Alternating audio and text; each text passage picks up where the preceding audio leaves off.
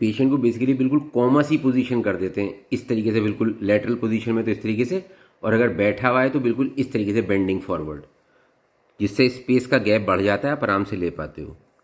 So that the space between the vertebral bodies of lumbar is opens up. Aseptic technique use the epidural catheter is normally inserted L2-3-4 या 4-5। यहाँ पे आप देख रहे हो spinal cord यहाँ पे खत्म होगी है, तो यहाँ पे कहीं भी आप लगा सकते हो इस एरिया में, इस वाले एरिया में। इधर से जाओगे आप निडल लेके, जैसा कि ये दिखा रखा है कि ये तो मिड लाइन अप्रोच है और ये पैरामीडियन अप्रोच है, ड्यूरा से पहले एपिड्यूरल स्पेस में। The catheter is aspirated to check for position and if no blood or CSF इज obtained, a test dose is given to confirm the catheter position. The test dose is very small of dilute local anesthetic that would not be expected to have any clinical effect. If indeed it has no obvious effect on sensation in the lower limb, the catheter is correctly sited. क्योंकि अगर सब रेक्नोइड space में होगी तो पैरों में tingling, numbness, सुनपन आ जाएगा बिल्कुल.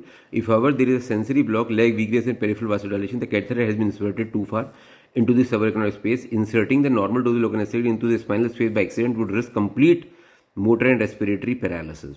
If none of these signs is observed for 5 minutes after injection of the test dose, the loading dose can be administered. The epidural solution is usually a mixture of low concentration local anesthetic, itnabupicon, with an opioid such as fentanyl. Combining the opioid with local anesthetic reduces the amount of local anesthetic required, and this reduces the motor blockade and peripheral autonomic effect of the epidural space.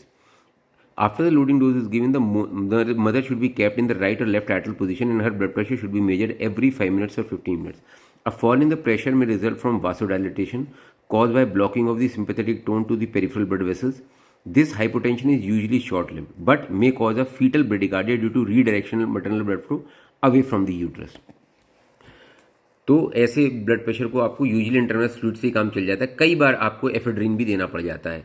The mother should never lie supine as aortocaval compression can reduce maternal cardiac output and so compromise placental perfusion. Early assessment of the level of sensory block using a cold spray is critical in the detection of block that is creeping to the high end, risking respiratory compromise. क्योंकि अगर ऊपर की तरफ ascend करेगा तो respiratory muscles involvement हो सकता है. Regional anesthesia can be maintained throughout labor with either intermittent bolus or continuous infusion. तो इसी में बार बार आप ड्राई इंजेक्ट करते रहिए तो पूरा लेबर ऐसे ही निकल जाएगा.